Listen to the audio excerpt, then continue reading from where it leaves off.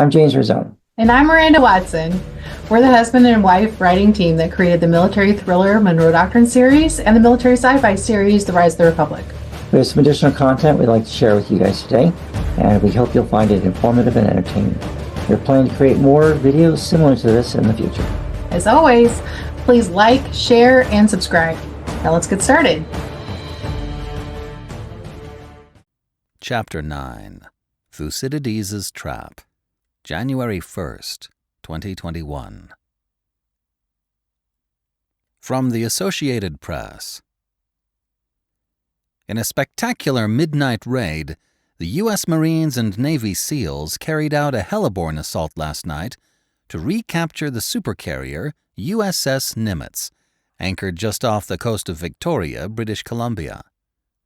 It was exactly 16 days ago when the captain, Terry Pearl, along with roughly 600 members of his crew, defected with the ship to join the United Nations-led military force building up in Canada and Mexico. The Pentagon confirmed this morning that at least 52 Marines were killed in the assault, that many more were wounded in the short but violent fight that ensued on the ship. The raid lasted roughly 40 minutes before the remaining defenders were convinced to surrender. Rather than lose the rest of their men defending a ship that would ultimately be captured, the German naval commander in charge of the French and German Marines responsible for the defense of the ship surrendered to the U.S. Marines. More than 110 French, German, and American sailors died while trying to resist the heliborne assault and capture of the Nimitz. The Pentagon confirmed that more than 160 French and German military personnel are now being held as prisoners at the U.S. naval facility on Whidbey Island.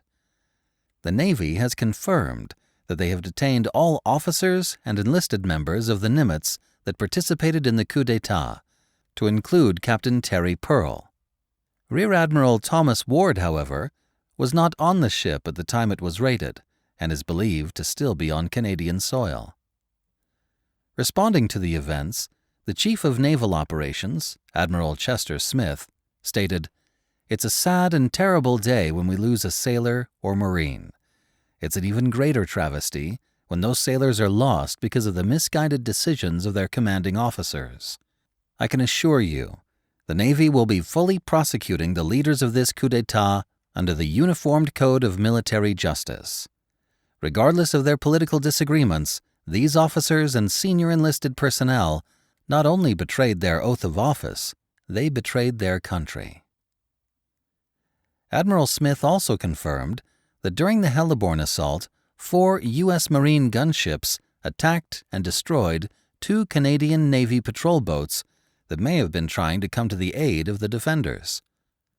During the confusion and melee that ensued, 2 Chinese Navy Luoyang I-class destroyers, operating under the guidance of the UN Peacekeeping Force, fired multiple surface-to-air missiles at the Marine gunships. The Admiral confirmed that all 4 Super Cobra attack helicopters were destroyed. There were no survivors. In retaliation, and in defense of the ongoing heliborne assault, U.S. naval aircraft attacked the Chinese destroyers, causing significant damage to both ships and neutralizing them as a threat. High above in the skies, 4 Chinese Air Force J-11 fighters attacked the American FA-18 Super Hornets that had attacked the Chinese naval ships. The J-11s fired air-to-air missiles, shooting one of the American fighters down. The pilot was able to eject and was safely recovered.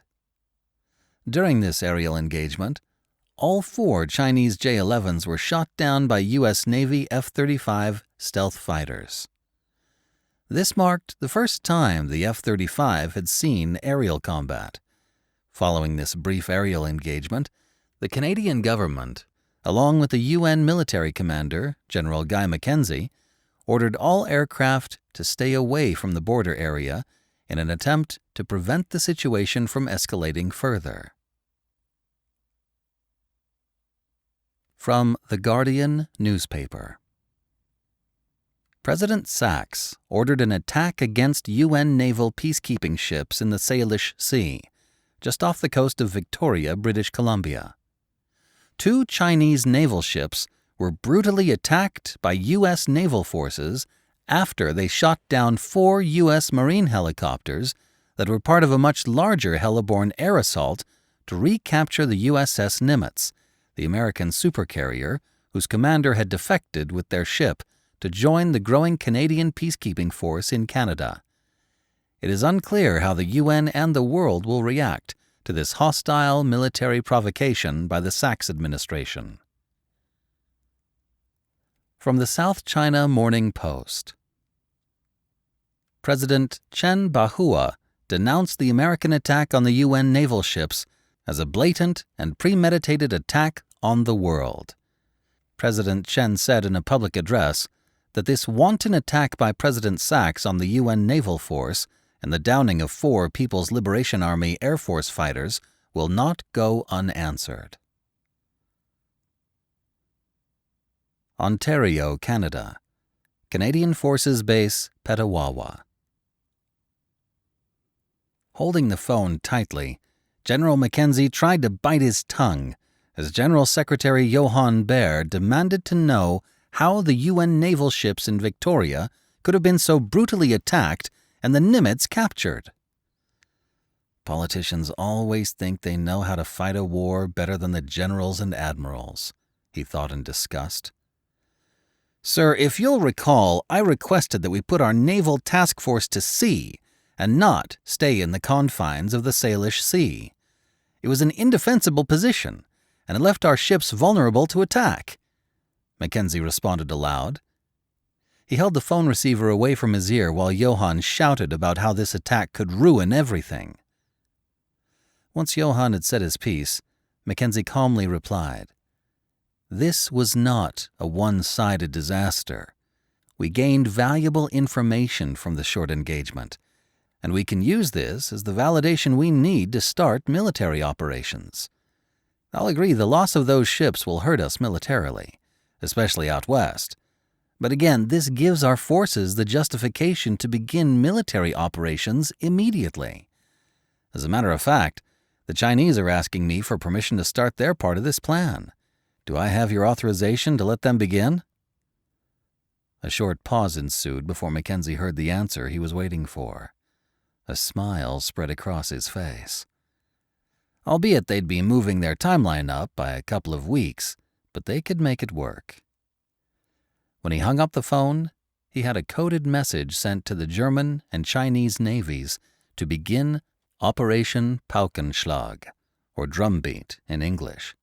This was the secret mission that would permanently put a dent in the American Navy and Air Force before the war even started. With his naval orders issued, it was now time to move the command element of the UN force to the former NATO command bunker at CFB North Bay. The Americans would be coming after him with a vengeance, and he had no plans to get vaporized by one of the bunker buster bombs for which the Americans were so well known. Bellingham, Washington.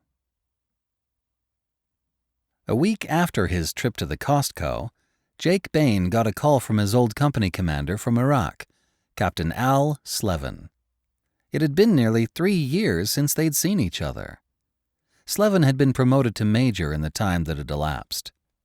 "I was wondering if you could stop by our old armory on Sunday, after we're done for the day," Major Slevin invited.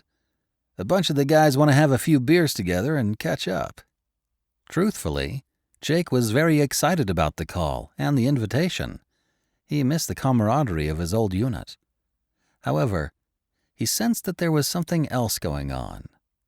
Rather than press the issue, though, Jake just responded, "Sure, sounds like a plan," and figured he'd decode the mystery when he got there.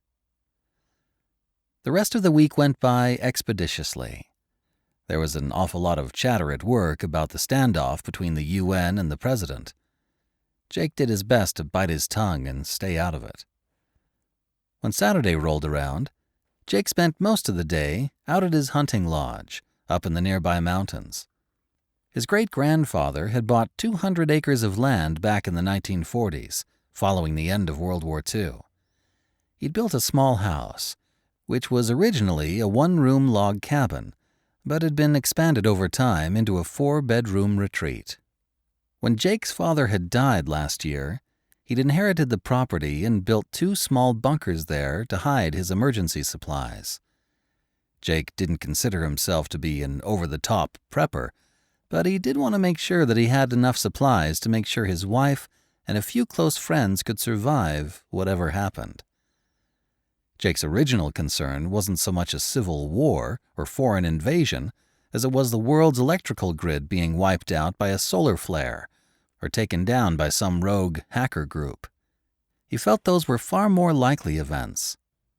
Even if the grimmest predictions of global warming came true, at an elevation of 2,000 feet, he and his family were well above the danger zone of rising floodwaters. He and Marcy actually spent a fair number of their Saturdays getting the cabin dusted, cleaned, and stocked with goods they might need in the near future. Like the bunker in his backyard, Jake had a couple of shipping containers buried on the property. He'd gone to great lengths to make sure they would be hidden in plain sight. Marcy had created a vegetable garden over the top of one, and Jake had purchased an old, rusty, beat-up car to be placed over the other. Their entrances were connected by a 3rd shipping container, which acted like a hallway between them. On top of that container was a smokehouse, which had the secret entrance, allowing him to access his underground facility. When Sunday afternoon came, Jake hopped in his truck and drove the 50 miles to his old National Guard armory to meet up with some old friends. By the time he arrived, it was dark, and they had dismissed everyone for the day. Jake walked up to the side entrance and pulled on the handle. Sure enough, it was unlocked. Knowing the place like the back of his hand, he walked over to the room that acted as the bar. He saw Major Slevin there, along with 2 of his other buddies from back in the day.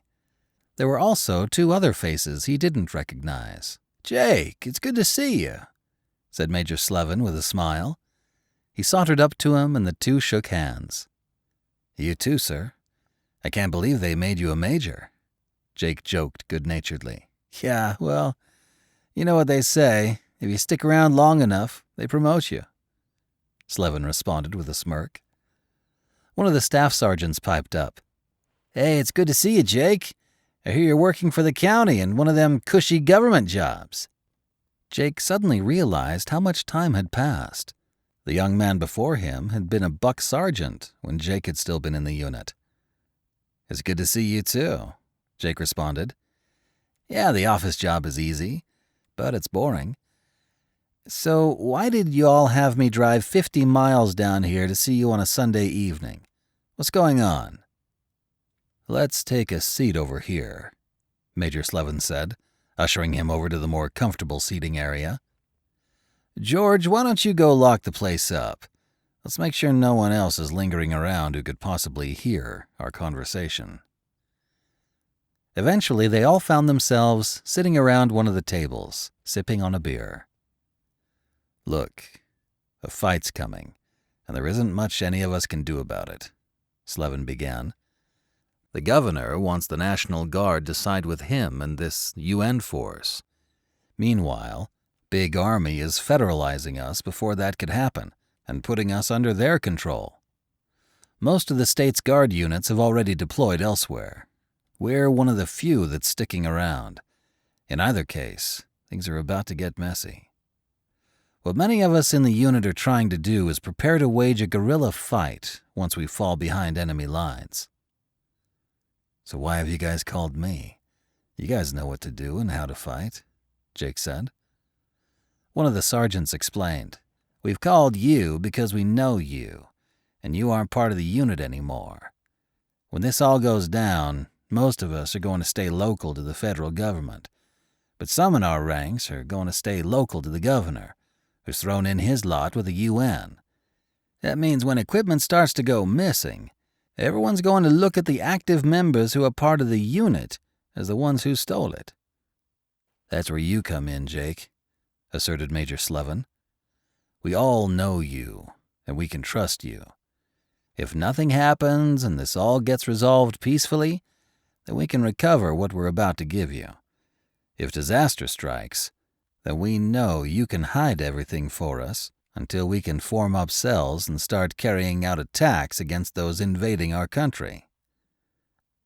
Jake nodded. "So, what exactly do you want me to do with the explosives I assume you're about to give me for safekeeping?" Smiling, one of the sergeants asked, "How good are you at building IEDs?" "Ah, I see," Jake responded. "Well, I probably should make a few discreet trips to some stores over the next couple of days, but yeah, I know how to make things that go boom, if that's what you're asking." The others at the table nodded and smiled. "We're going to load your truck up with some stuff," Slevin said. "Don't tell us where you're taking it. Keep this radio safely hidden but accessible. If things really go to crap, use Channel 3 to check in. We'll figure out a more permanent way to stay in touch and meet. But get whatever you need. Get it ready now. Don't wait until the end of the week. I don't think we have very long." When Jake left the armory, it was 8:20 p.m. As he drove back home, he spotted a Lowe's hardware store along the way and pulled into the parking lot.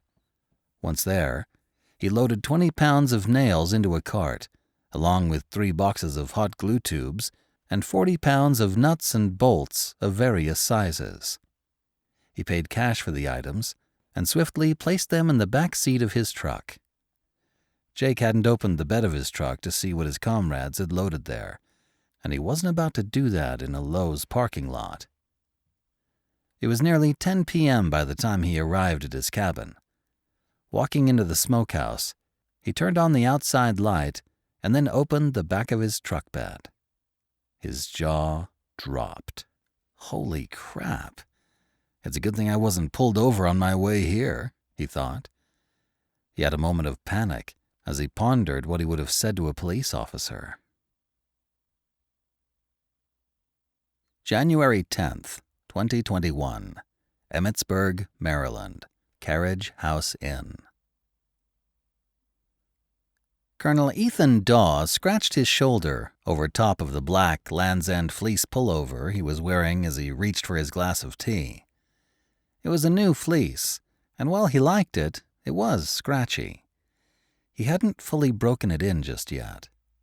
It probably needed to be washed at least 1 or 2 more times before it would have that homey feel to it. Dressed similarly to him in a gray North Fleece jacket and sitting across from him at this quintessential American country diner was the German man he'd driven several hours to meet. Why do Europeans like gray so much? Ethan thought in amusement as he sized his counterpart up. It was dangerous for Ethan to travel these days. The Americans knew he was the operational commander for Canada's Joint Task Force 2 because of the collaborative work he'd done with the U.S. Special Forces in Afghanistan. So he was a known commodity. Canada's Joint Task Force 2 was the Canadian version of SEAL Team 6, or the Army's Delta Force. That meant that any time he set foot in the United States, he was a hunted man. For the past 3 weeks, Ethan, like nearly his entire task force, had been infiltrating across the American border. He had advised General Mackenzie against this harebrained plan, telling him it was too risky and the probability of success was far too low. However, in light of the botched assassination attempt on President Sachs in mid-December, a new plan to remove the man had been hastily put together. Despite Ethan's protests, his orders had been given, and now it was up to him and his foreign SOF counterparts to figure out how to make it happen. Typically, a plan like this would take years to develop. They'd spend months surveilling the target. Then, they'd do their best to infiltrate the target with a human source and attempt to gather as much raw intelligence as possible. Unfortunately, the only actionable data they had to go on came from decades-old Russian Spetsnaz plans, from when they'd intended to carry out this same type of attack during the Cold War. Ethan cleared his throat. So, from what you've been able to tell, has much of what the Russians have given us changed? He asked quietly. Is a perimeter assault still going to be our best way in? The German soldier took a long sip of tea. You know, this is the second time I've eaten in this place, he replied casually in perfect English. Their smoky bourbon salmon is exceptional, though you couldn't go wrong with the French onion soup either. The German then placed the menu down on the table and leaned in slightly. The perimeter is the least guarded part of the facility. They've added some new security features to it, but I don't believe they will be a challenge to overcome. Ethan nodded at the comment. I had my eye on the Chesapeake crab dip and maybe a club sandwich, he said, just loud enough that if anyone nearby were paying attention, they would think the two of them were just discussing what they were going to have for lunch. Ethan placed the menu down. In a much lower tone, he confirmed. All the equipment is in place and ready. Smiling, the German just nodded as he waved for the waitress to come over and take their orders. The woman, who was probably in her late 40s, came over and pulled her order pad out.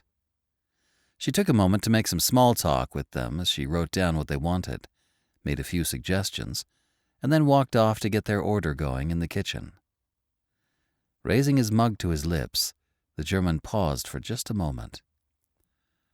Is the mission still a go? He asked, uncertainty evident in his voice. Then he proceeded to take a sip from his tea. Yes, sometime tomorrow, Ethan replied. We'll be sent a text message when the president's on the move. We'll be sent another message if he is, in fact, coming to our location. If he goes anywhere else, then we'll stand down and continue to wait. Then he casually looked at something on his smartphone. Nodding, the German asked, What about the second target? Ethan snickered quietly. Yes, that's also a go. He responded with a smile. Of course, if we hit the first target, we'll have to reassess and see what assets we still have left, but yes, we'll be expected to hit the second target later in the day if possible. If not, we'll have to hit it the following day. The Germans sighed but acknowledged the order. It was going to be a busy 36 hours. Looking around, they saw there were still only 6 other tables in the restaurant with people seated at them. In another 20 minutes, this place would be hopping with the lunch crowd. At that moment, it was just loud enough to obscure their conversation, and just quiet enough for them to continue to pass critical pieces of information to each other. When they left, the two of them wouldn't see each other again until it was time to initiate their mission. Chapter 10. Paukenschlag. Port Huron, Michigan. Lieutenant Colonel Martin von Rossum of the Dutch 105th Commando Company continued to fall through the air. The wind buffeted his face mask as water molecules whipped past him. He was nearly through the dense cloud cover. Once he crossed through the 2,000-foot mark, he should start to see the land below him. The thick cloud cover was making this type of halo jump incredibly dangerous, but it was also aiding in their infiltration of what was sure to be a hostile drop zone. Suddenly, he was through the cloud cover, and he could see the city below as well as his primary target. Von Rossum looked at his altimeter and saw that he had just passed 1,200 feet. He knew that he was nearly ready to deploy his chute. 5 more seconds, he thought. He took a deep breath and then grabbed his ripcord and yanked it. A fraction of a second later, his parachute deployed, and he grabbed his guide wires. As he got closer to the ground, he reached down and disconnected his drop bag from his harness, letting it fall to the ground moments before he landed. Looking below, he saw the U.S. Customs and Border Protection Station with its 13 traffic lanes. He smiled slightly when he saw the power for the facility go out. Right on time, he thought. Their cyber unit had found a way into the industrial control system that regulated the power to the facility a week ago. The planners of this particular mission had determined that when Van Rossum's men crossed through the 1,000-foot threshold of their descent, the power to the facility would be cut. This would aid them in their quick capture of the critical bridge. Craning his neck behind him, Van Rossum caught a brief glance of the other team as they were preparing to land on the actual bridge span itself. Their goal would be to hastily disarm the demolition charges that had been identified by their previous recon of the bridge a day earlier.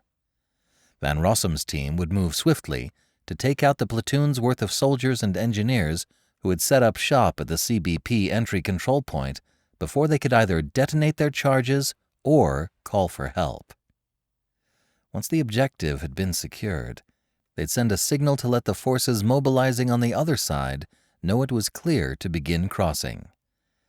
Then the tough work would begin, securing as much of the surrounding area as possible and engaging the American 1st Cavalry Division, which was nearby. At less than 100 feet, Van Rossum pulled hard on his guide wires to capture as much air as possible as quickly as he could. This had the immediate effect of slowing his descent just as his feet and legs prepared to touch down on American soil.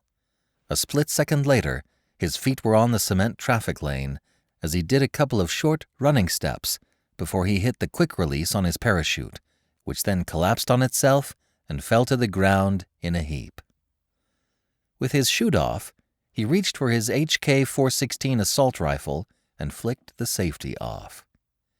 Then he did a quick scan of his immediate surroundings to make sure there was not a threat nearby that needed to be dealt with. With nothing sticking out as a danger, Van Rossum ran to grab his drop bag and threw it over his back. 3 more of his soldiers had also landed and collected their rucks. They came trotting up to him with their NVGs down, as they too scanned the area for possible threats. Nodding toward them, Van Rossum used a couple of hand signals, directing them to proceed to the objective. The 3 of them were going to hurriedly clear the CBP building, while the other 2 teams of 4 operators searched and cleared the various inspection booths. They needed to make sure there wasn't an engineer sitting in one of them, ready to blow the bridge. This mission would only be a success if they captured the bridge intact. Moving with a purpose, the 4 of them headed toward the main customs building in the center of the divided traffic lanes. As they approached the entrance, they saw one of the doors open. 2 soldiers exited the building. In the cover of darkness, the American soldiers didn't spot them and turned to head around to the side of the building. "They said the breaker box should be somewhere over here," one of the American soldiers said aloud to his comrade. While the 2 of them were walking toward the breaker box, presumably to see if a fuse had blown, 2 of Van Rossum's men slung their rifles behind their bodies on their single-point slings and drew out their knives. They silently crept up behind the soldiers. Before either of the Americans knew what was happening, their mouths had been covered by strong, gloved hands as their heads were pulled back, exposing their necks. In a swift and violent move, the 2 commandos slid their knives into the soldiers' throats, slicing into their jugular veins and their tracheas before pulling the blades out in front of their necks. The commandos held the soldiers briefly as they drowned in their own blood. The only sound they made was a brief gurgling noise before both their bodies went limp. Then, Van Rossum's teammates dragged the bodies, positioning them against the wall of the building. They rejoined Van Rossum and their other comrade at the door and nodded to them, letting them know they were ready to proceed. Not wanting to give up the element of surprise just yet, Van Rossum swung his rifle behind his back and unstrapped his silenced Glock 17M pistol. One of the soldiers grabbed the door handle and quietly gave it a turn. He then pulled the door open for Van Rossum to lead the way with his silenced weapon. Moving swiftly around the corner with his pistol extended in front of him, Van Rossum activated the IR laser mounted below his pistol and stepped into the building. He silently advanced down the hallway toward where he heard other voices coming from. He spotted some light down the hallway in which he assumed must be the main room of the building. With his NVGs still on, Van Rossum saw 4 soldiers using flashlights to look at the internal circuit breaker. "I don't see a blown fuse. I think someone may have cut our power off," one of the soldiers remarked. "I don't like this one bit. This could be the start of an attack or something," another one said. "Calm down, guys. No one's attacking us," another one retorted. "One of you guys get on the radio and call it in. Let's see what the captain thinks." Van Rossum figured that last voice probably belonged to the sergeant in charge, since he sounded older. The group of soldiers headed toward a desk that had a couple of radios set up on it. Before the soldiers could get to the desk, though, Van Rossum waved his 3 comrades into the room. They silently crept in, positioning themselves along the flanks of the wall, their rifles at the ready, waiting for the signal to open fire. "These guys don't deserve to die, not if we can take them prisoner," Van Rossum thought. In English he called out, "No one move, and we'll let you live." The 4 soldiers in the room froze, not sure who was speaking or what was going on, but the sudden sound of a commanding voice from behind them got their attention. "Slowly raise your hands. Keep them where we can see them, or we'll light you up," he commanded, using some American vernacular he'd learned from his deployments in Afghanistan. Slowly, the Americans lifted their hands. The 2 soldiers who were holding the flashlights raised the lights with their arms, which illuminated more of the room as the bright lights bounced off the white ceiling. In Dutch, Van Rossum ordered 2 of his men to move forward to disarm the American soldiers and zip-tie their hands. Another minute went by as the 2 Dutch commandos took their sidearms from them and then proceeded to secure their hands behind their backs. Then each soldier was placed against the wall and told to sit down, which they did. Van Rossum kept his silenced pistol trained on the Americans. He ordered his other soldiers to search the room for the detonators to the charges and to finish clearing the building. While they were doing that, Van Rossum broke 6 green chem sticks, releasing the chemical liquid that created an artificial green light. He placed a couple of them near the soldiers to help illuminate them, and then hung a couple of them from the ceiling tiles in the room from some string. They needed some light to help them search for the detonators. Squatting down on his legs in front of the 4 American soldiers, Van Rossum said, "We know you have the bridge wired to blow. Where is the detonator?" One of the young soldiers spat on him in response. A steel-toed boot instantaneously connected with the soldier's gut, causing him to grunt before a Kevlar-knuckled glove punched him across his face. "We don't have the bridge wired to blow," replied the soldier that Van Rossum had pegged as their sergeant. Van Rossum held one of the chem sticks in front of the man, examining him. His name was Sanders, and his rank insignia showed 3 chevrons and 2 rockers. Van Rossum couldn't remember the exact rank that made him, but he knew it meant he was a senior sergeant. "We aren't fools, Sergeant," said Van Rossum icily. "We've been watching you guys for weeks. We know for a fact that you placed dozens of C4 charges on multiple bridge supports on the American side." He paused for a second as he looked at the man, trying to gauge if he was going to cooperate or not. He sensed by the look of anger on his face that he was probably not going to help them, at least not willingly. "Sergeant, I didn't have to take any of you prisoner. I could have just as easily killed you. Our fight isn't with you, it's with your government. Just tell me where the detonator is, and we'll let you guys live. You'll be able to go home and see your families when this is all over," he said, trying to reason with him. "You won't get away with this," the American sergeant responded. "There's no way the 4 of you are going to take our garrison out." He defiantly stuck his chin out as if he were confident that help would arrive soon. "If you're referring to your 2 comrades you sent outside to check on the external circuit breaker, I wouldn't count on them. They're both dead. and there are more than 4 of us here. Now, Sergeant, I'm going to ask you one more time. Where is the detonator?" The American shook his head. He wasn't going to talk. Van Rossum could see 2 of his soldiers were still searching through the room. Another team member was now moving down the hallway to check on the other officers. Standing up, Van Rossum looked at one of the younger soldiers next to the sergeant. He aimed his silenced pistol at the soldier's leg and fired a single shot. The young soldier let out a bloody scream as the bullet tore through his knee. His other comrades and the sergeants cursed at him as they struggled against their restraints. Van Rossum calmly walked over to the injured soldier and placed his boot on the wound, which was now bleeding heavily. As he applied more pressure, the soldier continued to scream in agony. "Where is the detonator?" demanded Van Rossum. "You can't do this. You're a signatory to the Geneva Convention. You can't torture or execute prisoners," growled the soldier through gritted teeth. Laughing at the comment, Van Rossum leaned down to the wounded soldier. "Those rules are for America, not the rest of the world. Now tell me where the detonator is, or I'm going to keep shooting all your knees out, and then I will work my way down to your ankles." Now the soldiers looked nervous as they glanced at each other. Finally, one of the soldiers yelped, "It's in the customs office, 100 meters beyond our building." "Shut the hell up, soldier!"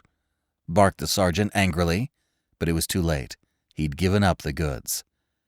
Reaching a hand up to his throat mic, Van Rossum lightly depressed the talk button. "Beta team, the detonator is located in the customs building," he whispered in Dutch. A few minutes went by before they heard the first shots of the war. The team approaching the customs office building ran into a roving patrol that was forced to engage them. With the element of surprise blown, the 4-man team bum-rushed the building. They broke through the front door and made a mad dash through the building, hoping to find the soldiers inside before they could blow the bridge.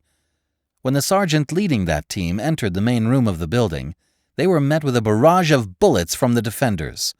The commandos pulled back inside the hallway before one of them threw a fragmentation grenade in. That grenade was quickly followed by 2 more, and in seconds they heard 3 loud explosions.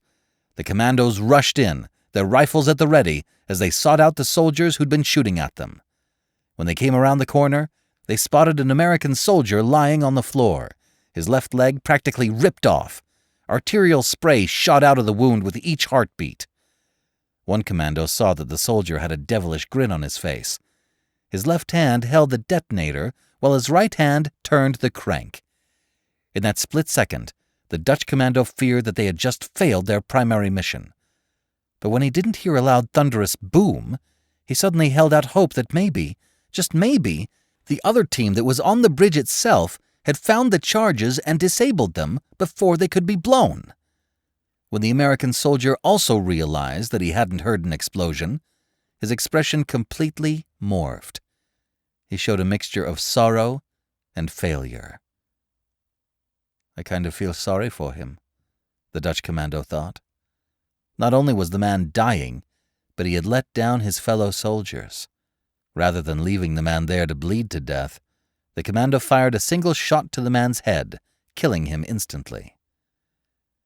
The rest of the Dutch commandos hurried to establish a defensive position around the buildings they now controlled, while the main body of their armored force raced across the bridge to help them secure the area for the rest of their division. It had taken the Dutch commandos all of 10 minutes to capture the position and disarm the charges on the bridge. With the Blue Water Bridge now under their control, dozens of Boxer-armored personnel carriers and CV-90 infantry fighting vehicles rapidly transported the men and women of the 44th Panzer Infantry Battalion Regiment into the American city of Port Huron. Following hot on their heels was the 11th Air Mobile Brigade, part of the joint German-Dutch division Schnellkräfte. It was now going to be a race against time to get the division across the border to find, fix, and then destroy the 1st Cavalry Division in Michigan. January 11th, 2021, 20 miles off the coast of Virginia Beach. Looking at his watch, Fregattenkapitän Ernst Hardigan saw it was now 0734 hours, precisely 4 hours and 42 minutes after they'd received the coded message ordering them to begin Operation Paukenschlag. After spending days getting into position, they had finally been given the go order. In a way, it saddened Hardigan that it had finally come to this. Like the other sailors and ship captains he had talked to, he had hoped the politicians would find a way to handle their disagreement without resorting to violence. Sadly, as he had been taught at the academy, war was just an extension of a political dispute. And this disagreement had been simmering just below the surface between the rest of the world and the American president for some time. Shaking his head briefly, he couldn't help but smile at the operational name chosen for this mission.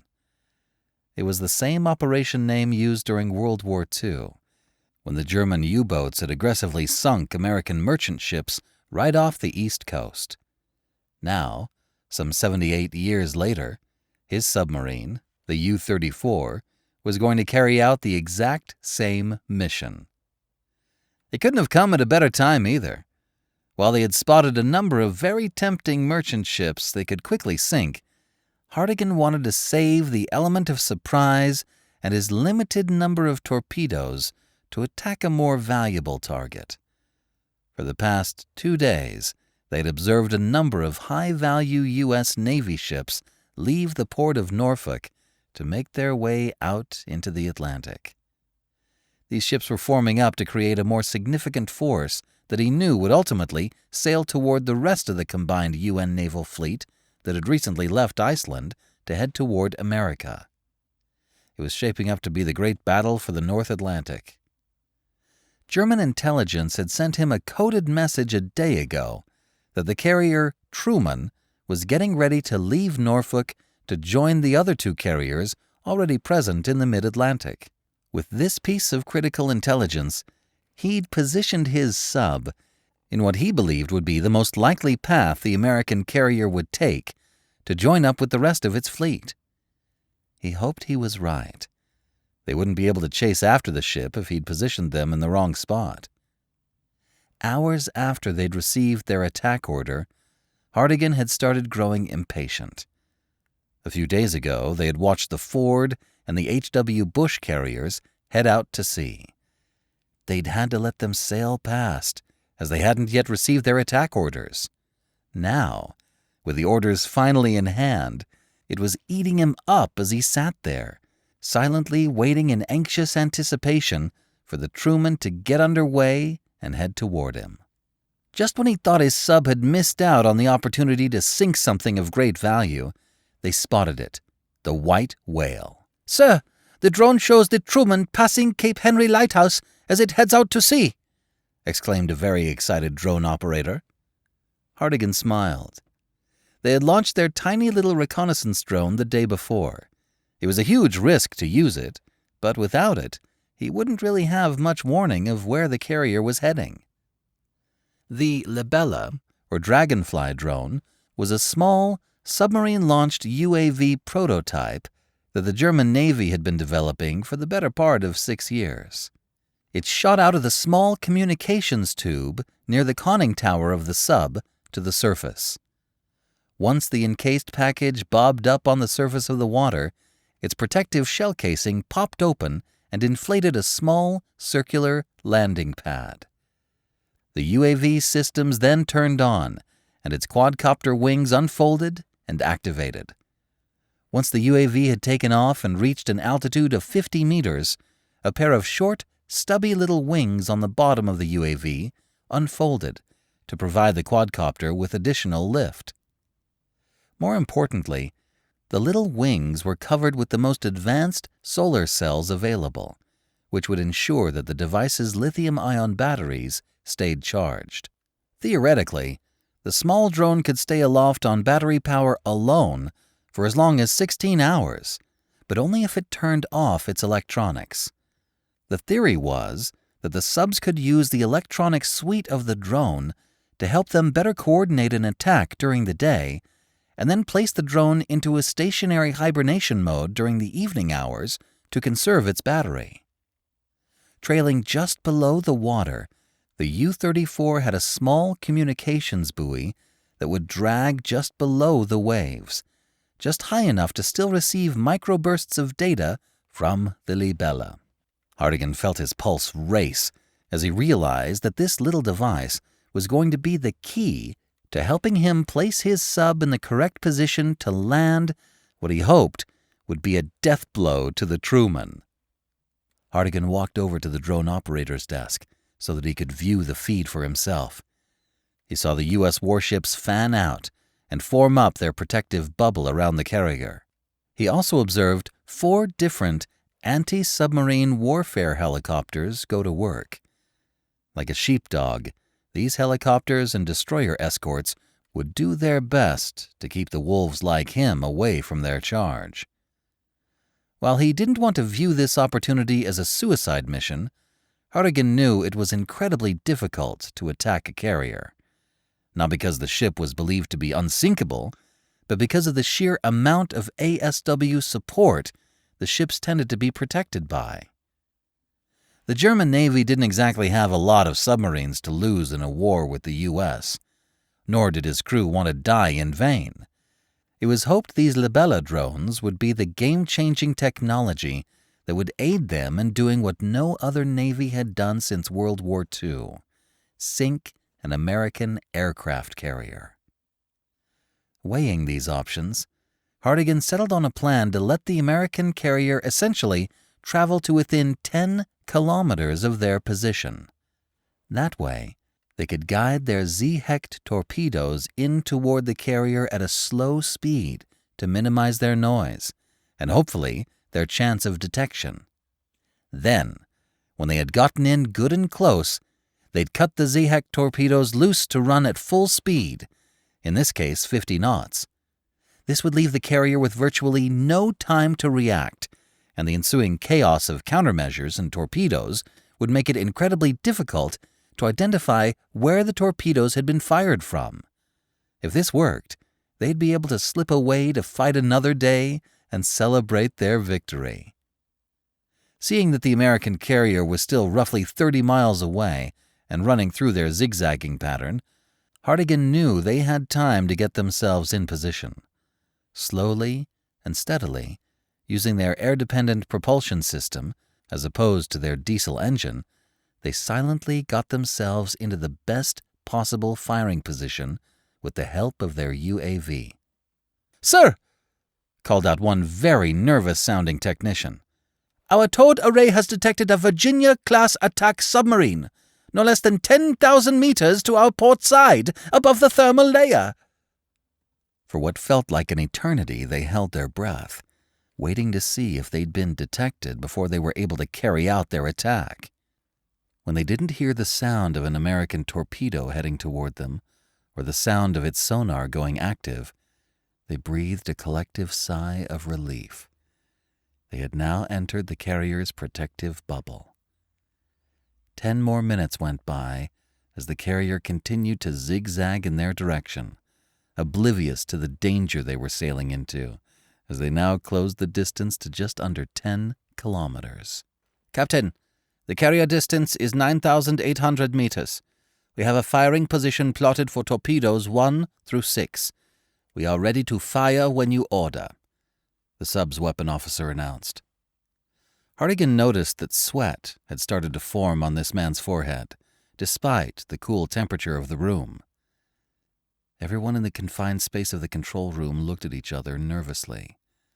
The tension was so thick you could cut it with a knife, as the crew almost held their breath, waiting for the order that could very well end their lives. Hartigan bit his lower lip and nodded at the information. His stomach was tied in knots as the stress of the moment continued to build and build. They had already opened the torpedo doors an hour ago in anticipation of this moment. He wanted them to be as silent as possible leading up to the actual launch.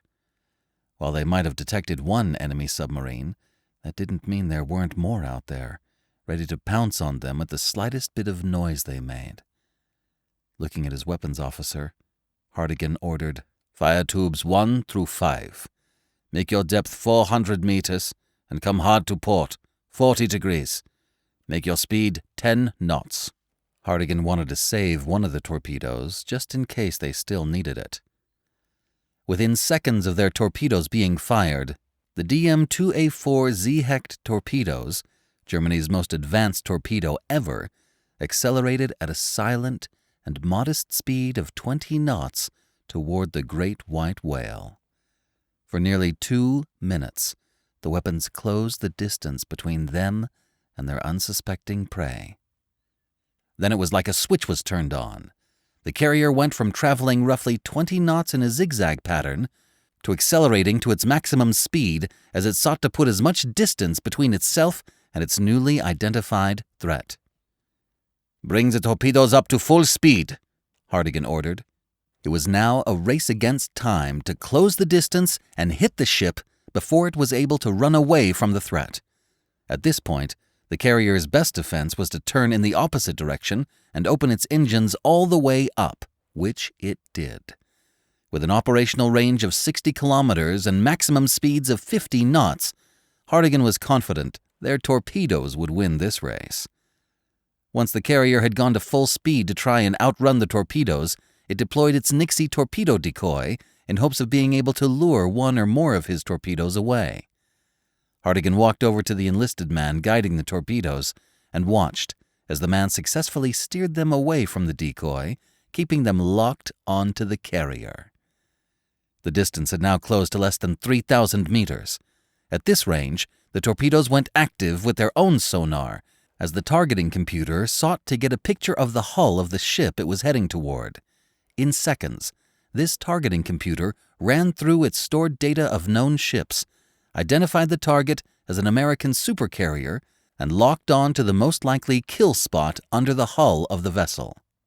When the Hecht torpedoes got to within 2,000 meters of their target, the torpedo's engines automatically kicked into their final stage and accelerated from 50 knots to 65 knots as they closed in for the kill.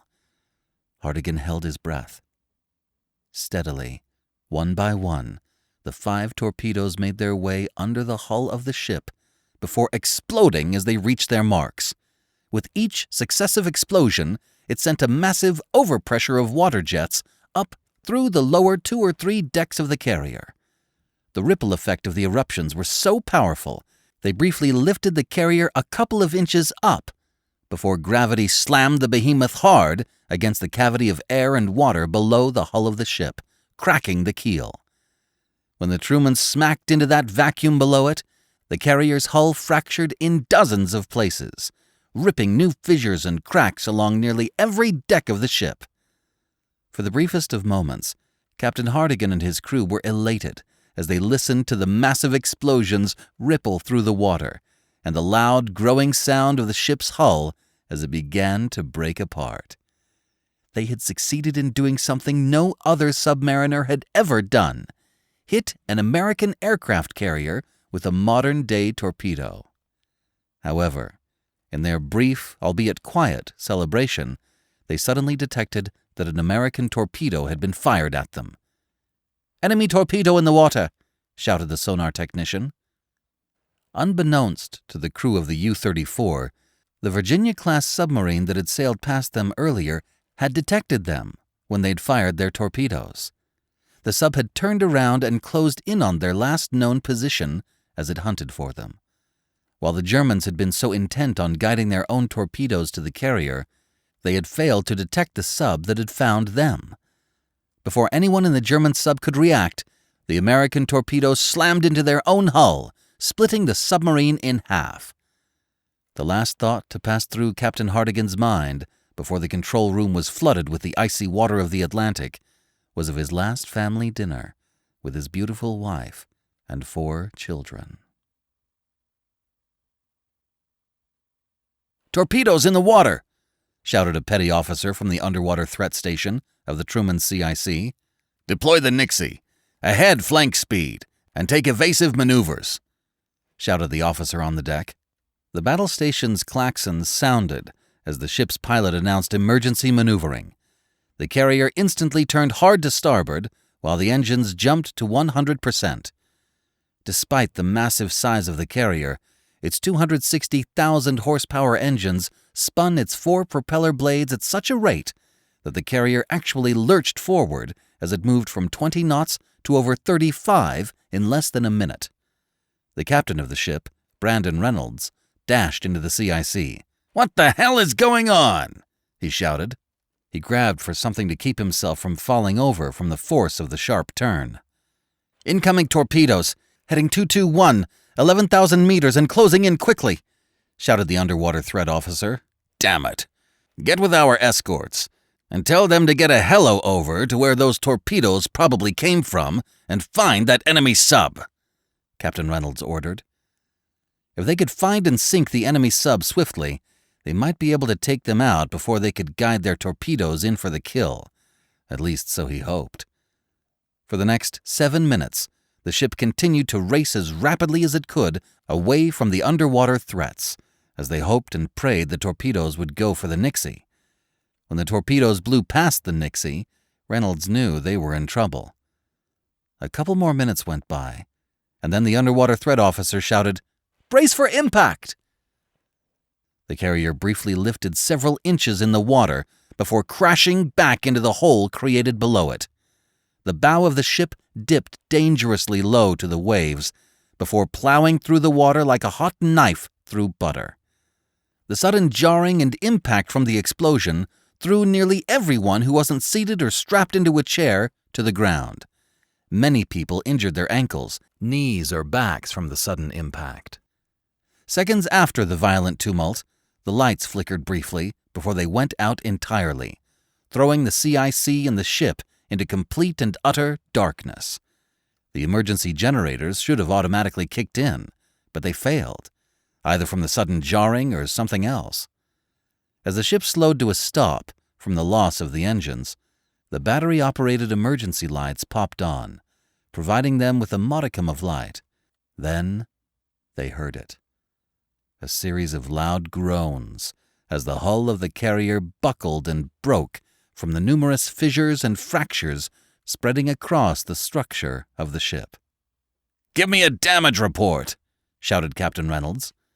He climbed back to his feet in a state of bewilderment and shock at what had just happened.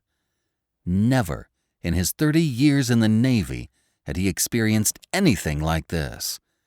He still couldn't believe his ship, his pride and joy, had just been torpedoed. "Systems are still offline. I'm trying to reboot the computers now," shouted one officer in reply. "Captain, I have engineering on the phone," yelled one of the senior chiefs. He held out the receiver to the ship's internal phone system. "How bad is it, Scotty?" asked Reynolds as he grabbed the receiver. He said a silent prayer that the ship could be saved. Commander George Scott, or Scotty as he was often called, had been the chief engineering officer on the Truman now for 3 years. He was one of the most senior engineering officers in the fleet, and he was definitely the guy you'd want in charge if there were ever a major disaster or accident.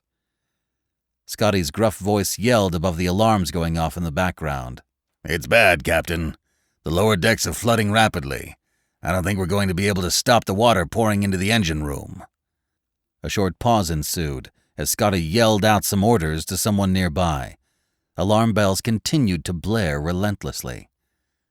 "One of the torpedoes hit the propeller shafts and ripped them apart, sir," Scotty reported. "The explosion broke all the seals from the external shafts, all the way back to the engines. With those seals gone, we've got a massive flow of water rushing through them without a way of stopping it. I'll know more in a few moments if we'll be able to stop the flooding, but if we can't get it under control soon, we may lose the ship." Captain Reynolds was horrified. Never before had a modern aircraft carrier been hit by a 21st century torpedo. There wasn't a lot of data on how to deal with a hit like this, because it just hadn't happened before. "Just do what you can, Scotty," Reynolds ordered. "Call me back if things get worse." He handed the phone back to the senior chief. He then turned his attention to the other damage reports that were finally starting to flow in now that their computer systems and sensors were back up and running. The other damage control parties around the ship were also beginning to call in their reports. The situation they were painting across the ship was bleak. They were currently dead in the water. To make matters worse, the leaks in engineering were becoming unstoppable as the magnitude of the damage was becoming known. 20 minutes after the torpedoes hit the Truman, it was determined that she was most likely going to sink. The drive shafts for the engines had been torn apart, and they had 4 large holes in the ship that couldn't be sealed off.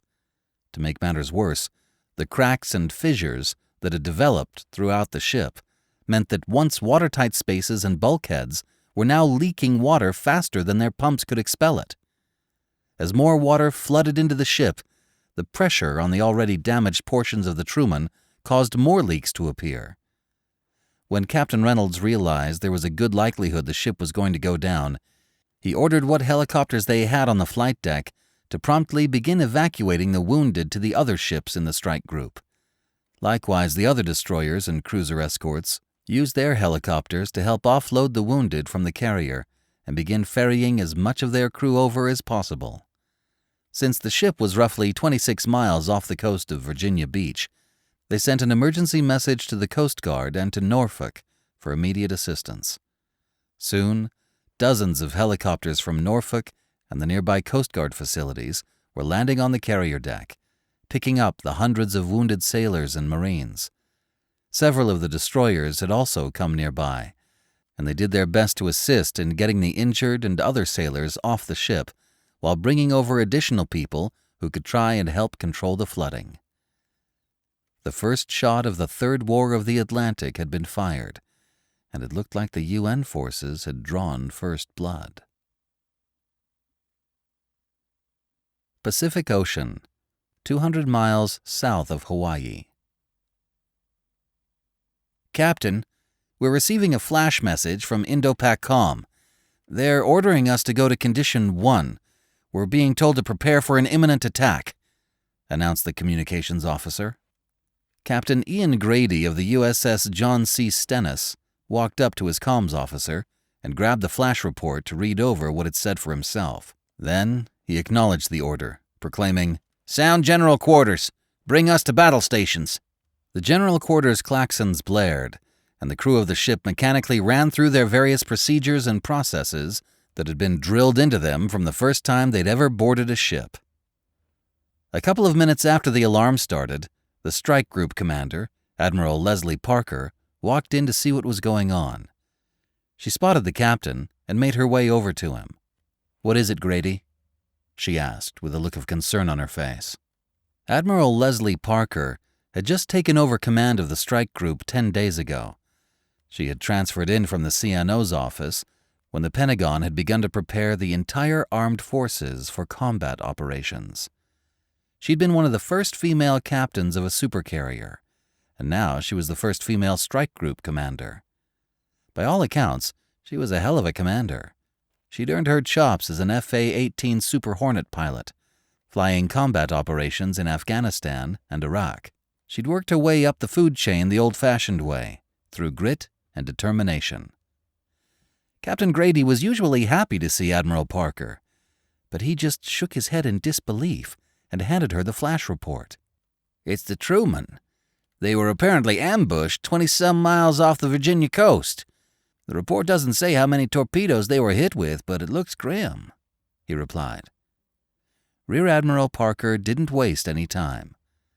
"I want to know immediately what ships are within a 200-mile perimeter of our fleet," she announced. "Send a flash message to our destroyers, and let's make sure we don't get sucker-punched by a similar attack. I want all our ASW Hellos airborne now." With her initial orders issued to the fleet, she turned to look at Captain Grady. "I recommend we get some strike fighters ready in case we come across some targets of opportunity. If this UN force attacked the Truman, you can bet whatever ships they have in the area are probably looking to attack us as well." Grady nodded, then turned to his commander, Air Group. "Cag, we need to get the Ready Alert fighters in the air," he ordered. As soon as he'd finished his sentence, one of the radar operators yelled to his attention. "Captain, I've got something!" he shouted. Grady and Parker made a beeline for the chief petty officer, who was manning one of the surface radar stations. The man was pointing at a cluster of ships on his radar screen. "What do you have, Chief?" asked Grady. "I showed 2 Chinese Navy destroyers escorting what appear to be 3 massive freighters. They're roughly 140 miles away, so well outside our threat bubble, but they just turned on their targeting radars a few seconds ago. They're actively painting the strike group," the man explained. The nervousness in his voice was evident. "I don't like it," Admiral Parker remarked. "Not after the attack on the Truman. Come to think of it, how did we not see them sneaking up on us like this?" she asked, the pitch of her voice rising higher. "It's not that they snuck up on us, ma'am," replied a lieutenant, who'd clearly come over to make sure his chief wasn't being unduly picked on. "They've only just now come into our search bubble. We hadn't expanded our perimeter yet. It does appear that they've turned to head toward us. The last time we had spotted them, they were roughly 160 miles away, and that was several hours ago." Turning to look back at Grady, Admiral Parker ordered, "Get a strike group airborne now. I'm going to try and get permission from the 7th Fleet Commander to sink them. While I'm doing that, I want the strike group up and ready for action." Captain Grady nodded and turned to get to work on his new task, while Admiral Parker worked on trying to get through to the 7th Fleet Commander. Aboard the DDG-155 Nanjing, Senior Captain Ding Yiping watched the targeting radar screen with keen interest as the information started pouring in. They had already deployed 2 of their smaller surveillance and reconnaissance drones, which had helped them find the strike group a few hours ago. As the supercomputers on their destroyer crunched all the data coming in, they fed the results to the targeting computers on the CJ-10 cruise missiles they were about to fire. Unbeknownst to the rest of the world, the People's Liberation Army Navy had converted a number of these massive freighters into floating missile platforms. It was a modern-day merchant raider fleet, just like the Germans had done during World War II. In place of internal cargo compartments, the ship's cargo holds had been redesigned and fitted with vertical launch pods. To add to the ruse, the tops of the cargo ships were covered with containerized shipping pods. These were all specially mounted on a rail system that could be opened up when it was time to fire off their missiles.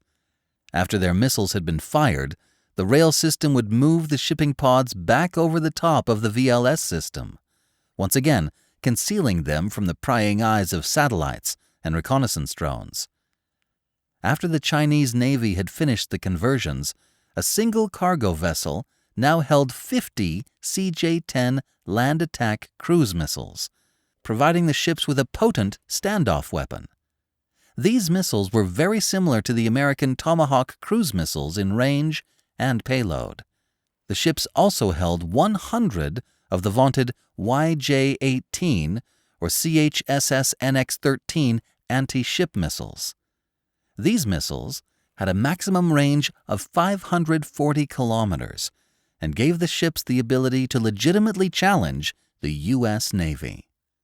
The missiles cruised at speeds of Mach 0.8 and had a terminal velocity speed of Mach 2.5 to 3 when zeroing in on their prey.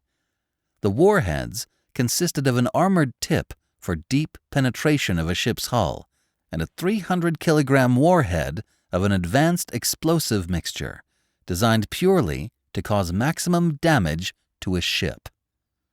The Chinese had turned these floating behemoths into 21st century battleships.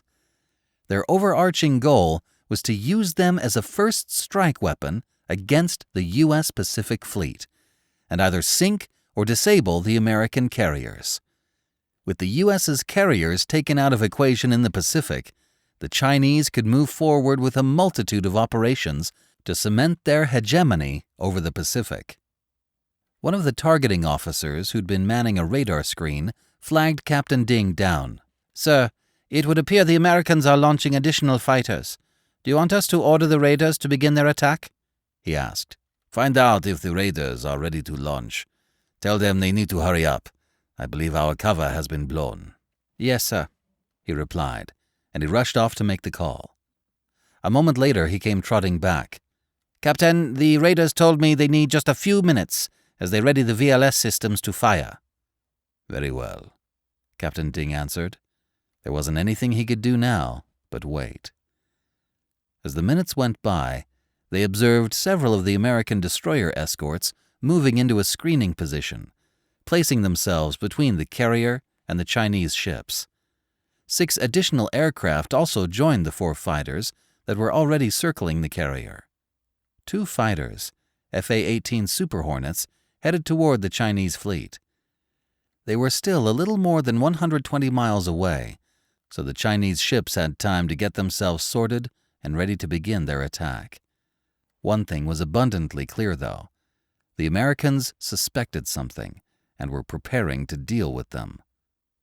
Suddenly, a few alarm bells sounded in the CIC of the Nanjing. "Sir, the Americans' targeting radars have painted our ships," a radar technician announced. Despite this proclamation, the captain and the rest of the crew didn't seem too concerned just yet. The American Harpoon anti-ship missiles only had a range of 67 miles, or 124 kilometers. Unless the American ships started firing tomahawks at them, they were well outside the Americans' range. Ding's executive officer walked over to him, demonstrably excited. "Captain, the raiders are reporting they're ready to begin launching their missiles. They said it should take them approximately 5 minutes to carry out the first volley. The captain recommends we begin firing soon, so we can keep the American warships at arm's length." Taking in a deep breath, Captain Ding slowly let it out before issuing the attack order. They were about to show the world that China was officially a blue water navy, capable of projecting power well beyond its territorial border. "Order them to begin firing Volley 1, he said confidently. "Have them begin preparations to fire Volley 2 on Hawaii. We need to make sure we neutralize the next threat." Within a minute of issuing his first order of this new war against America, the 3 merchant raiders made history by firing off hundreds of anti-ship missiles at an American carrier. It would take them close to 5 minutes for the firing sequence to complete. They'd then begin the next firing sequence, which would look to hammer the American naval and air facilities on the Hawaiian Islands, roughly 200 miles away. One of the air defense officers aboard the USS John C. Stennis yelled out, "Vampires! Vampires! Vampires!" Over his shoulder, Captain Grady watched as the radar screen suddenly filled up with dozens upon dozens of anti-ship missiles. "Where the hell did they come from?" shouted Grady. "It's those cargo ships, sir," replied another air defense officer. "It appears the missiles are emanating from them." Captain Grady felt his jaw hang open in shock, and he couldn't respond for a moment. He looked at Admiral Parker. She was similarly speechless. "The missile count is now surpassing 50!" shouted another petty officer excitedly. The radar picture of the area was now being shown on the big board in the CIC. What they saw was terrifying. The small cluster of 5 Chinese ships was suddenly emitting missiles at an astonishing rate. A missile every 2 seconds was appearing from the cargo ships, while the 2 destroyers were focusing their efforts on going after the 14 aircraft the Stennis had managed to get airborne before the attack started. One of the communications officers held a hand receiver out to Admiral Parker. "The Antietam is requesting permission to take over the strike group's air defense effort and begin engaging the enemy missiles," she said. "Permission granted," shouted Admiral Parker. "Order the rest of the fleet to engage those Chinese ships with our tomahawks. We need to take them out before they can keep pummeling us with missiles. God only knows how many of them are packed in there." The UAV operator waved his arms to get the captain's attention. "We're starting to get some images from the Triton. Holy hell, look at this!" Captain Grady rushed over to him. The drone operator had moved the UAV to get in closer to the Chinese ships and used its advanced optics to get them detailed visuals of the ships. Before Grady could say anything, one of the Master Chiefs commented, "I don't know how they did it, but it sure looks like they covered the entire cargo hold of those ships with vertical launch system pods. They probably packed them with hundreds of missiles, turning them into massive floating missile platforms. Captain Grady found himself feeling simultaneously impressed with the idea and irate that they hadn't thought of it first. Turning to the UAV operator, the Master Chief added, "We need to make sure this video is getting sent back to Indo-PACOM. We need to spread the word of this new threat to the rest of the fleet ASAP. God only knows how many more of these ships they've got prowling the Pacific right now."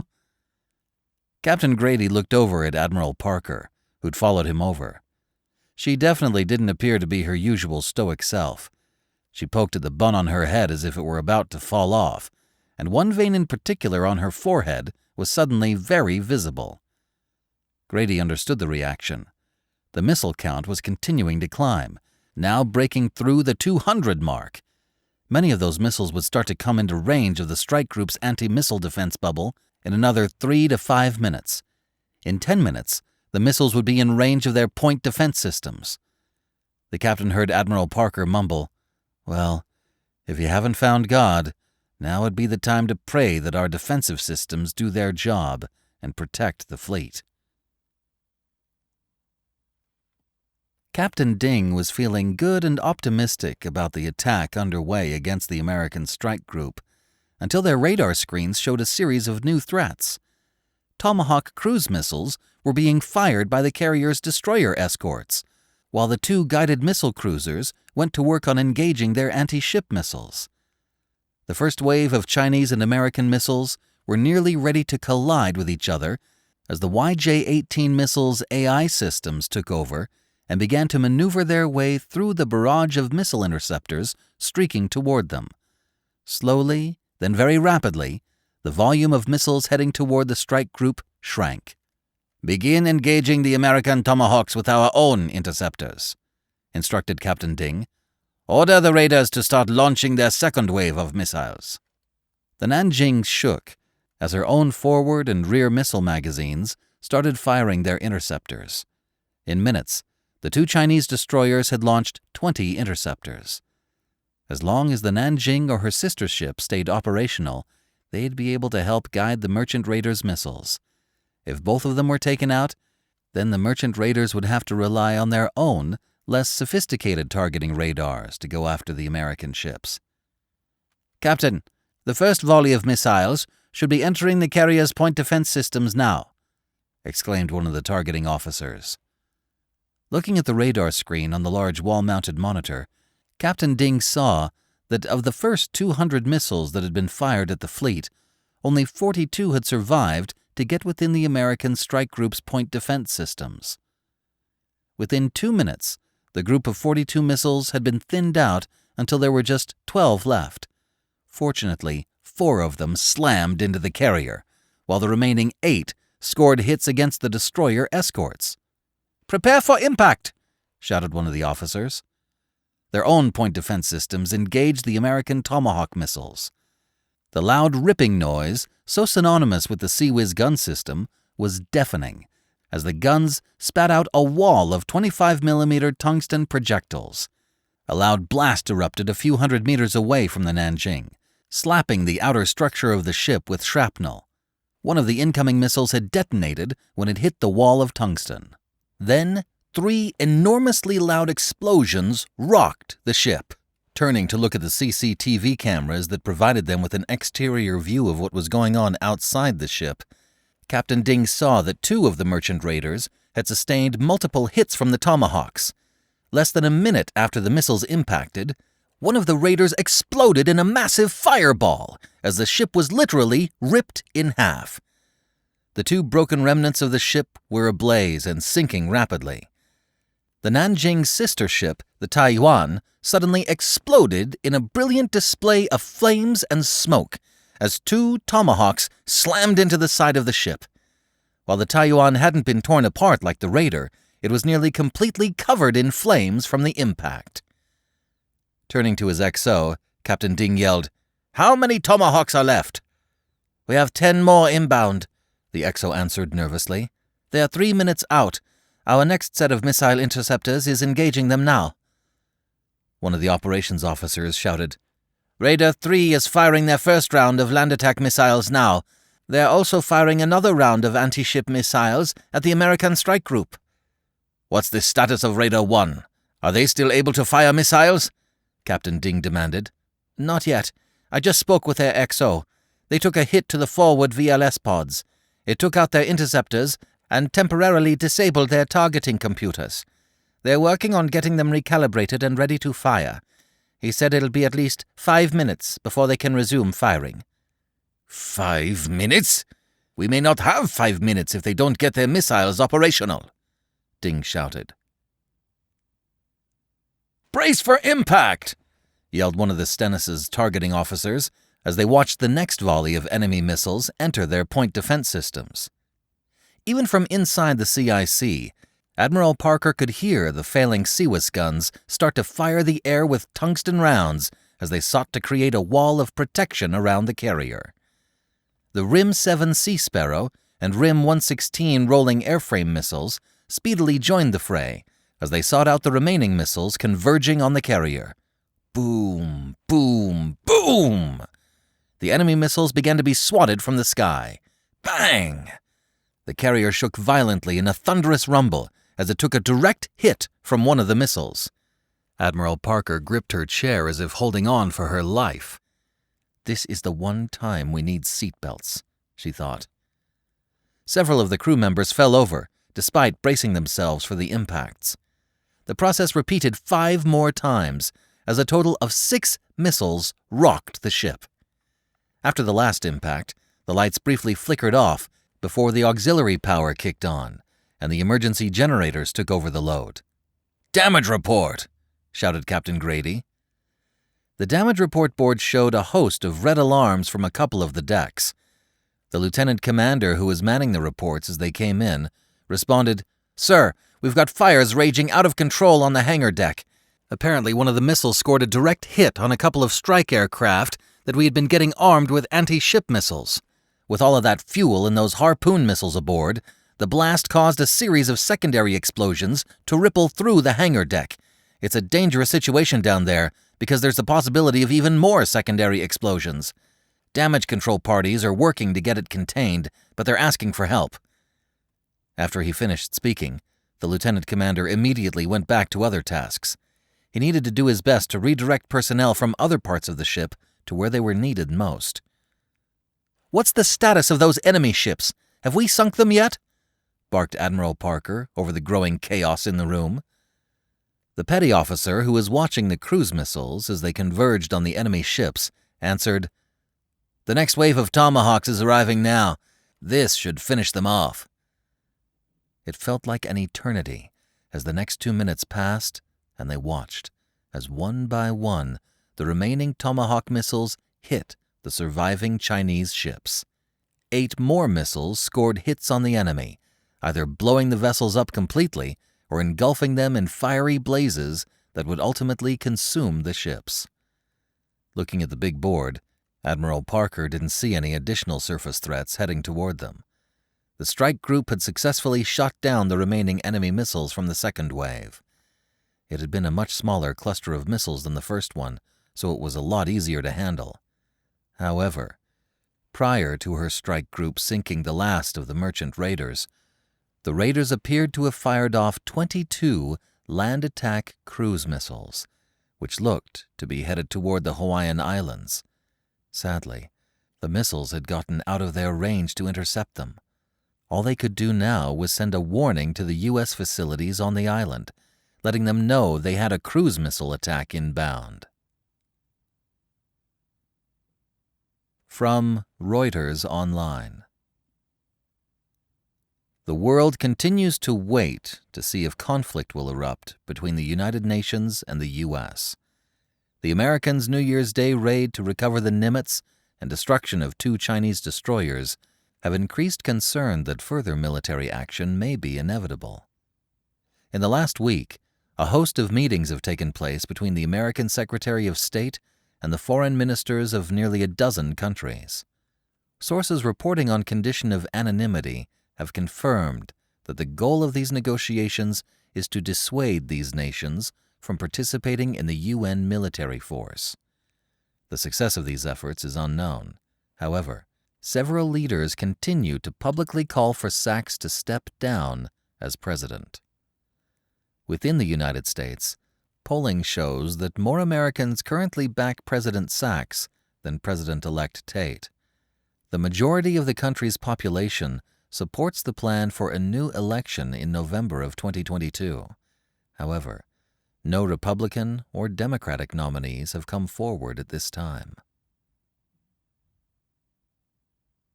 Arlington, Virginia, Pentagon, National Military Control Center.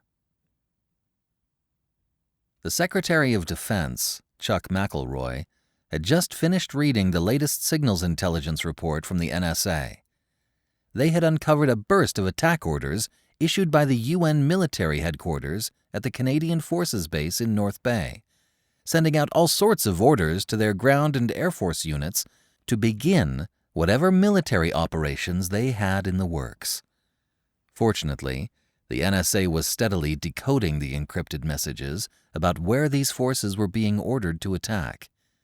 As targets were being identified, the NSA was sending flash messages to the bases and military commands of an impending attack. "Do we need to activate the COG?" McElroy demanded. General Joseph Tibbets, the commander of U.S. Northern Command and now all U.S. forces in North America, chimed in via teleconference. He was just about to move his entire staff into the mountain at NORAD when the attack had happened, so they were still operating out of Peterson Air Force Base. "We're not tracking any missiles or aircraft to the capital region yet, so I'm not sure if we need to initiate the COG," Tibbets replied. "However, if these UN forces are able to break through our air defense of the region, I can't guarantee that they won't try and attack Washington. What I can say is this: General McKenzie knows that if he's going to fight America, he has to take us out of the battle quickly. He knows his forces won't be able to go toe-to-toe with us in a protracted fight. He needs to try and score quick political victories to maintain UN support. I'd be willing to put money on the odds that he'll try and launch an attack on the Pentagon and the White House." With a look bordering on exasperation, General Adrian Marcus, the Air Force Chief of Staff, interjected, "As soon as we heard about the attacks on the Truman and the Stennis, we scrambled our Ready Alert fighters out of Langley AFB and here at Andrews. We also rotated the 325th Fighter Wing to Joint Base McGuire-Dix Lakehurst in New Jersey last week. They're scrambling their F-22s to meet this threat, but we need to get the President to ground all civilian air traffic ASAP. If an air attack is imminent, then there are going to be a lot of missiles flying around, and I don't want a commercial airliner to somehow get caught in the crosshairs." Thinking for a moment, McElroy weighed his options, while at the same time trying to keep himself from being overwhelmed by the sheer volume of data and decisions being thrown at him. Between NORAD and the intercepts from NSA, he knew there were a massive number of forces being made ready to attack the U.S. ground and air forces in the Midwest and Northeast, but he still wasn't sure whether they should activate the COG. The continuity of government plan had only been implemented a couple of times since it had been created. Most recently, it had been put into effect on September 11, 2001, when the country was unsure if there were more terrorist attacks still underway. The challenge with the COG was that once it became activated, it put a series of plans into place that were hard to stop or unwind, such as evacuating all essential government personnel, including the Supreme Court justices, members of Congress, and other principal government workers, to various underground command centers. It also placed FEMA in charge of vast swaths of the government for as long as the president decided to keep the COG in place.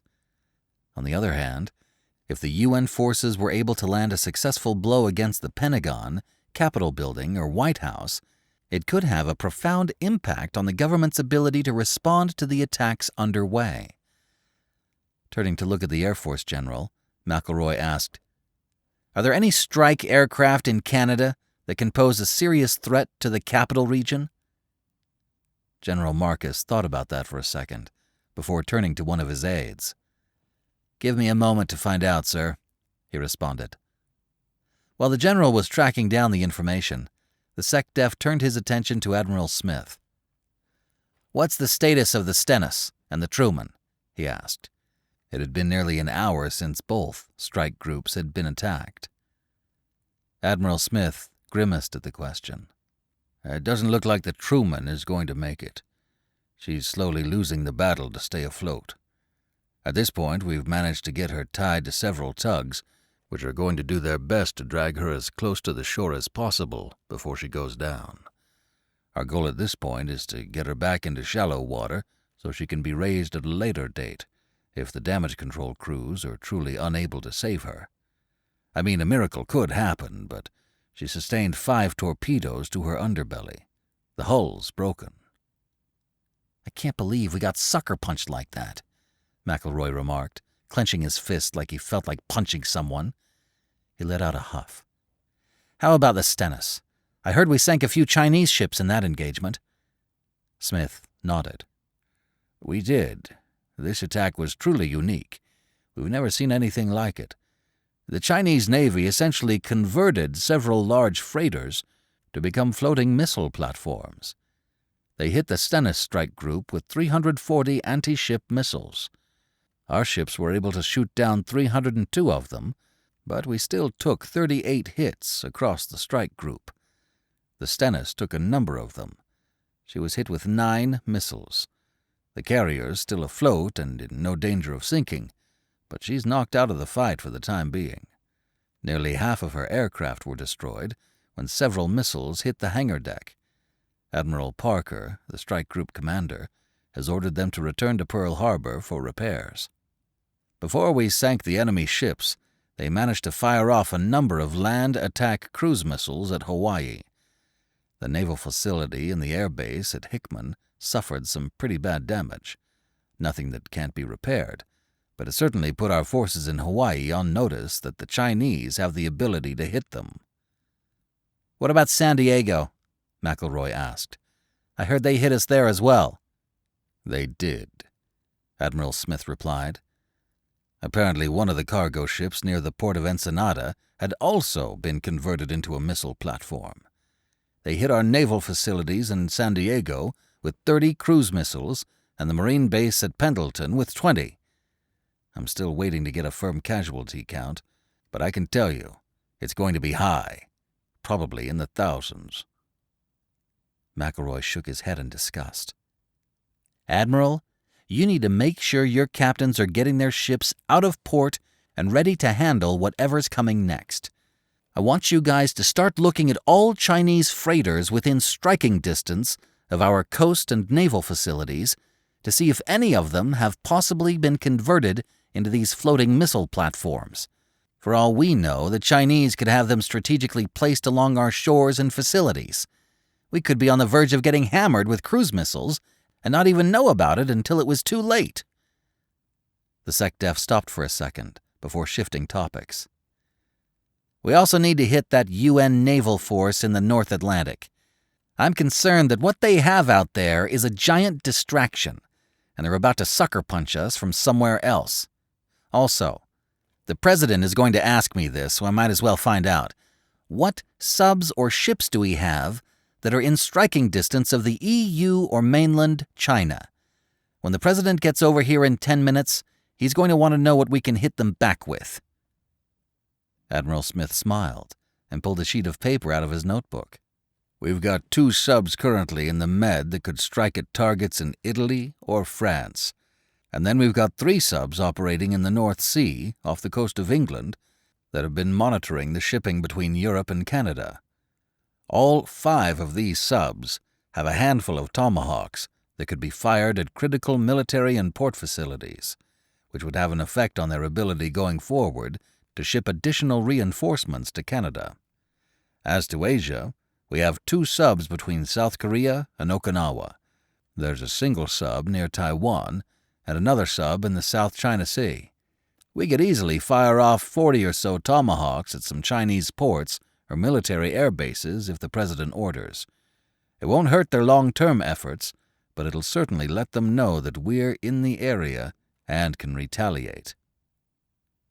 Clearing his throat, General Marcus interrupted their discussion. "Sir, I've got that answer for you." McElroy signaled for him to proceed, and the others waited to hear what the general had to say. His response would largely determine if they should advise the president to activate the COG when he arrived. Our latest satellite pass, along with our own signals intelligence, has confirmed that the French have 2 squadrons of Mirage 2000N and D strike aircraft at the Canadian Forces Base Bagotville in Quebec.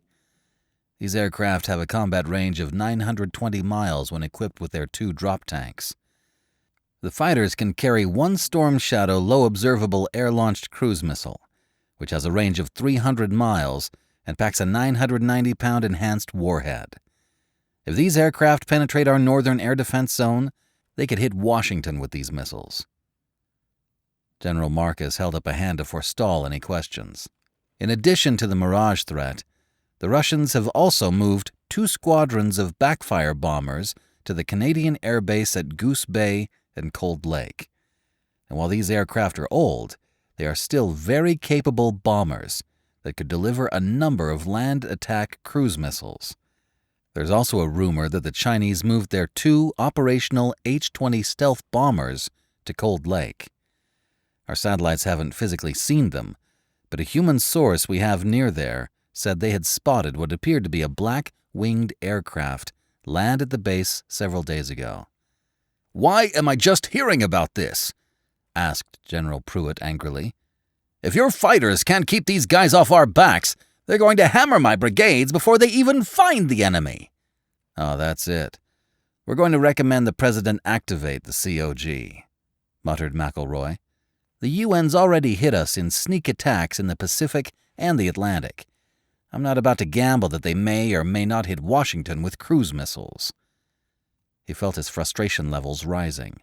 He'd hoped to hit the UN forces first, but now they were reacting to them instead of the other way around. He sighed.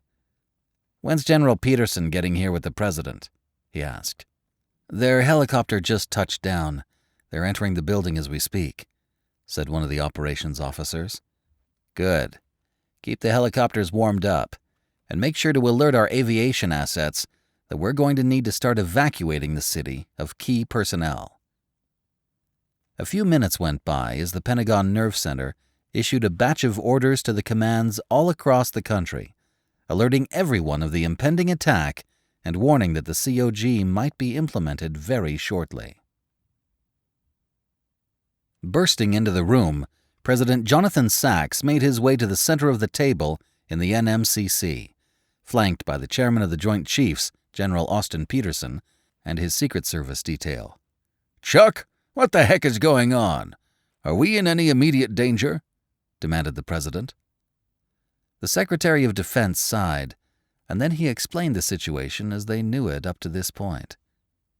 Everyone else in the room then rapidly briefed the president on what had happened in the Pacific and off the coast of Virginia Beach. They went over the signals intelligence that the NSA had acquired and what was probably headed toward the U.S. in the next 20 or 30 minutes. When the president had been fully briefed, Chuck presented his recommendation to activate the Continuity of Government Plan, to which the president reluctantly agreed. With the COG initiated, the Secret Service and the Capitol Police now had a big task at hand. It was going to be a lot of work to get the designated people relocated to a number of secured military command and control bunkers until they could reasonably ensure they were safe. Turning to look at his SecDef, the president remarked, "That's it, Chuck. I've tried to keep things civil and bring a peaceful end to this crisis, but it's clear that these groups, or whoever is behind all of this, are hell-bent on destroying and tearing this country apart. Y'all briefed me on several plans to deal with this UN force a few days ago, and I agreed to them. I want you to do 2 things now. First, I want you to defend the country and our military forces from further acts of aggression by any and all means necessary. Second, I want that UN force destroyed. I want them either wiped out or captured. No rules with this one, Chuck. General Peterson, I want this force destroyed as swiftly as we can. Use our bomber force. Hit them with cruise missiles, whatever it takes. But defend this country and repel this invasion. The generals in the room all nodded in agreement. With the orders given and the President's guidance clear, they reflexively went to work on defending the airspace of the country and preparing a decisive counterstrike against the UN forces. McElroy turned to look at the head of the Secret Service detail and the President. "Bill, I think you should take the President to Raven Rock and avoid Air Force One," he suggested. "The skies are going to start filling up with aircraft and missiles, and while the air would typically be the safest place to be, it won't be today." Bill Cartwright, the head of the President's Secret Service detail, simply nodded. He let the other Secret Service agents know the plan, and then they headed back to the helipad without delay. Site R, or Raven Rock, was a nuclear-hardened facility, and the alternate Pentagon location. It wasn't too far from D.C. by helicopter. There was also a tunnel and tram system that linked it to the presidential retreat at Camp David, should it become necessary to evacuate the complex. Now that the immediate decisions had been issued, the President, along with most of his senior military leaders, boarded a series of helicopters that had arrived at the Pentagon to head out to Site R, while most of the civilian side of the government would be dispersed to the Mount Weather Facility and the Olney Federal Support Center, ensuring the government would continue to function even if Washington was attacked.